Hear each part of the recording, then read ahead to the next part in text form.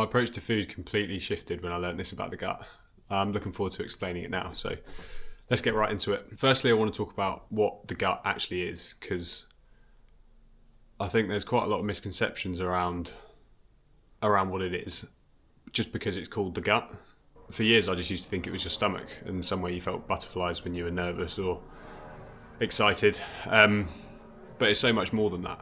It's actually the whole system, from starting at your mouth all the way through to put it bluntly, where you shit from, and all the organs in between.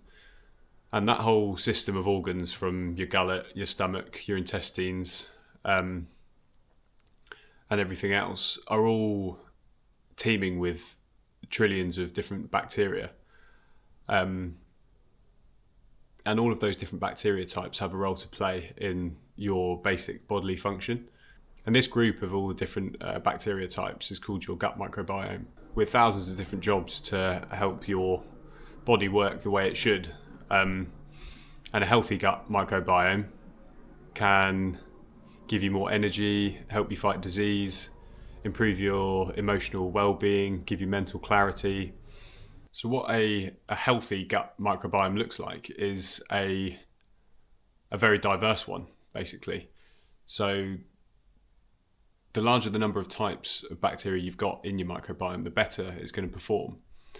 And what dictates that diversity is what you eat, particularly fibre. Fibre is the key in diversifying your microbiome.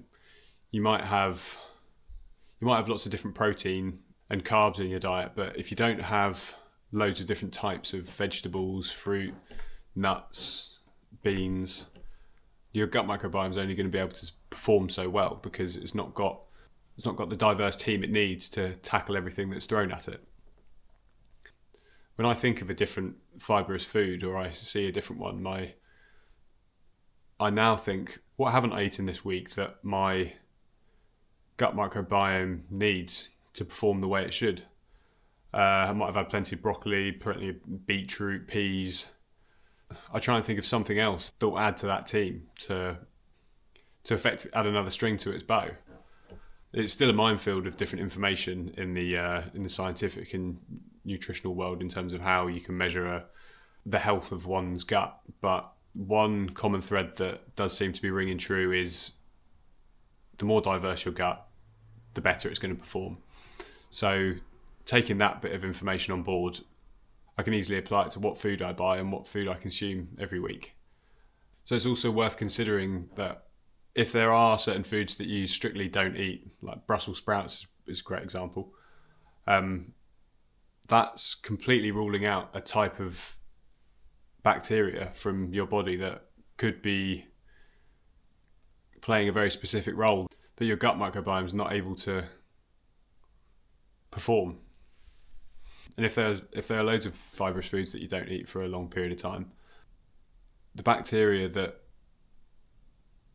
would normally be serving, that certain type of bacteria will start to die out and potentially not come back. So when cutting out those different fibrous foods, you're effectively cutting holes into the performance of your gut microbiome.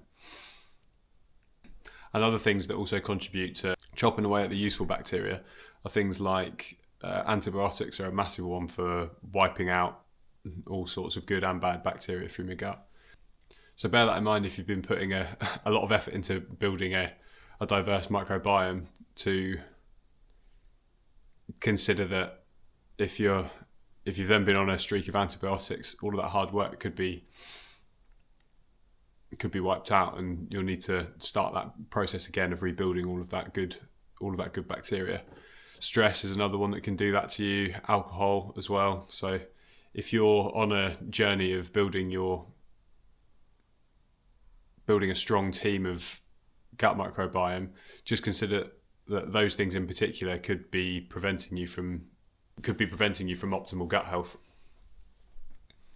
Well, this is particularly important for my pursuit of peak performance, because if my gut's not performing at its best, then my body's not performing at its best, and there's going to be a pretty low ceiling put on my potential to reach my fitness goals And it's important to remember that before you can think about being a high performing athlete, you've got to be a healthy person. And I think this bit of information's crucial for anyone, regardless of if you're striving for peak performance or you just want to be a generally healthy person. I think learning more about the gut and increasing the fibre in your diet can make huge changes to your well-being. There's a general recommendation to aim for at least 30 different fibres in a week. And then some say 40, 50. I think 30 is a pretty good achievable goal for most people. I'm striving to be the best I can be, so I'm going for well over 50. And I got so sweaty about it to begin with. I set up a tracker and ticked every different fibre that I'd had each day, and started to realise that is that's probably not very healthy. But I did it for a bit to at least set the benchmark to see how many different fibres I was having in a week, and see what I could improve on. So I don't track it anymore because I know I'm getting well over 50. It helps shine a light on things like gut boosting mixes that you see in shops, and understand why they're gut boosting. When you look at the back of the pack and you see 30 different ingredients and they're all whole foods, like different seeds, lion's mane, mushroom, goji berries, all of that stuff that before I was looking into this, there were different team members from the gut microbiome that never existed in my body before. And it could even be a bit of a placebo effect, knowing that you're introducing all of this new bacteria that you know is good for you. And it makes you feel more positive, knowing that you're making good decisions for your body. So I'm certainly going to continue with this approach, knowing that I'm feeding my body the right stuff. The more fibre, the better. The more different fibres, the better. It also made me look at fruit in a completely different light. I'd never really... You kind of fed this negativity from the food industry a bit on fruit and like how much sugar it's got in it. Like you'd see stats like there's as much sugar in a banana as there is in a Mars bar, but a Mars bar is not going to be adding any fibre to your gut microbiome. In fact, it's going to be burning holes through it,